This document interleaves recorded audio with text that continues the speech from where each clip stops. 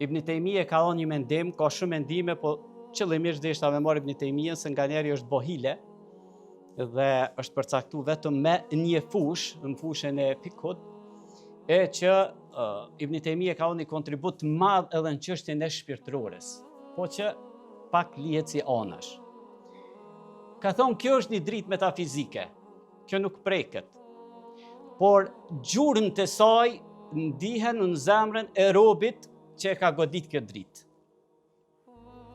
E para e punës, mendja i drejtohet shumë, është i kthjellët në mendje, kur e prek nuri i Zotit.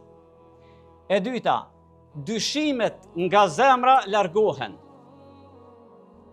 sepse shejtani vjen dhe gjun dyshime vazhdimisht në zemrën e besimtarit.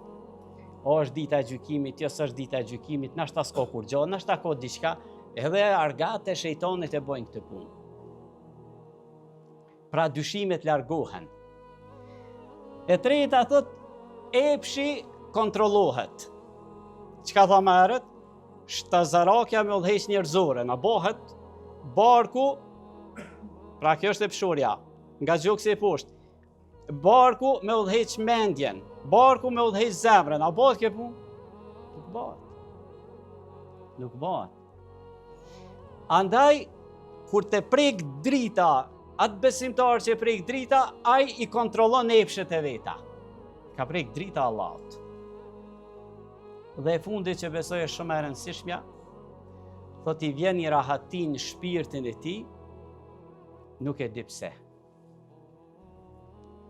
Ka një rahati ndodh që gjendjen ekonomike se ka mirë, gjendjen sociale se ka mirë, statusin social se ka mirë, familje ndoshta s'është mirë, shëndet ndoshta s'është mirë, nuk i ka ndoshta punë mirë, çka duket me sy, anën materiale, anën fizike, shëndetësore, kur çdo s'duket që ka mirë, po ai thotë unë jam shumë rahat.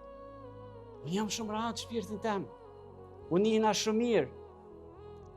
E ka prek drita e Zotit. Ka prek drita e imanit, drita e besimit. Pra ulshue në shpirtin e tij.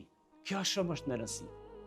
Këto duhet më bë përpjekje gjithë secili besimtar me mujt dhe me arrit me përfitu këtë dritë në zemër.